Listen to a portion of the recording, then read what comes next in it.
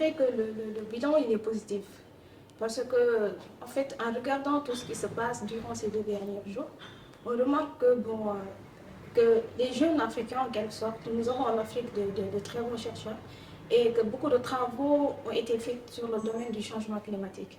Et ça rassure parce que ça donne l'impression, ou l'impression est déjà là en fait, que les jeunes sont conscients des problèmes environnementaux qu'ils font face en fait.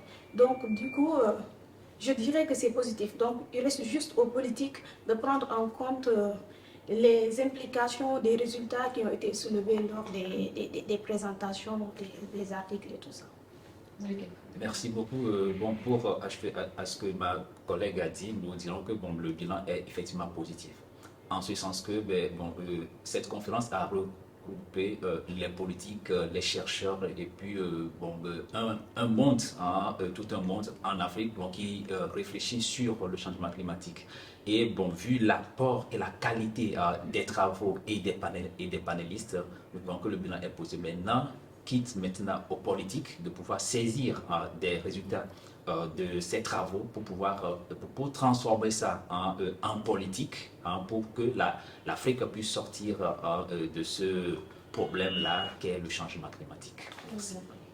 Et quels sont, selon vous, les chantiers prioritaires pour l'atténuation et l'adaptation au réchauffement climatique en Afrique? Bon, les chantiers prioritaires, c'est que il faut aller vers une agriculture durable, une production durable, une industrialisation qui se base sur des technologies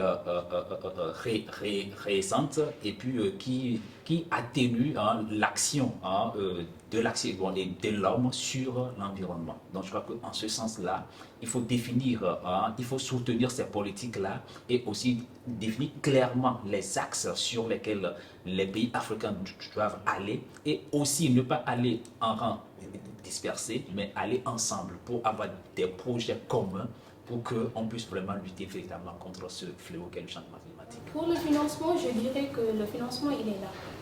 Le problème, c'est que, comme dit mon collègue, il faut passer à la transition énergétique, à l'économie verte, comme on dit, et qui soit résiliente et durable pour permettre à la génération future de pouvoir bénéficier de ces bienfaits. Bon, pour le financement, nous pourrons dire que le financement il est disponible, mais c'est juste que c'est aux économies ou bien aux politiques qui doivent permettre au pays d'avoir accès à ces financements. C'est-à-dire, concernant par exemple le financement des technologies vertes, je dirais qu'il est nécessaire, fort nécessaire en fait, de diminuer les taxes ou même s'il le faut enlever les taxes afin de permettre à nos États africains de pouvoir faire pour l'importation des technologies renouvelables et vertes. Mais pour ce qui est de l'investissement, il est déjà disponible. Et ça a été même mentionné lors du COP 2027, où l'Afrique a eu part à un financement très important. Donc ce qui reste, c'est concernant l'importation de ces technologies renouvelables et vertes, qu'il y ait au moins qu'on enlève les barrières concernant l'importation. C'est ce qui est pour moi important. Parce que, comme il dit mon collègue, si on n'apporte pas des solutions technologiques efficientes, le problème, par exemple, pour ceux qui sont par exemple dans les zones rurales auront des problèmes. Et si là-bas, l'activité agricole ne marche plus, les individus vont aller faire, vont chercher d'autres opportunités. Les opportunités qu'ils vont voir vont se tourner dans les zones rurales. Et arriver dans les zones rurales, nous savons que dans les zones rurales, la principale activité, elle est industrielle. Et nos économies africaines, dans la plupart, sont dans l'informel. Du coup, ils vont espérer tirer une part du PIB dans le monde rural qui sera difficile parce que certains de ces travaux sont surtout informels. Donc, je pense que si on facilite ces technologies au niveau des zones rurales et permettre la facilitation à l'accès de ces technologies vertes afin de permettre une amélioration des zones, des activités agricoles.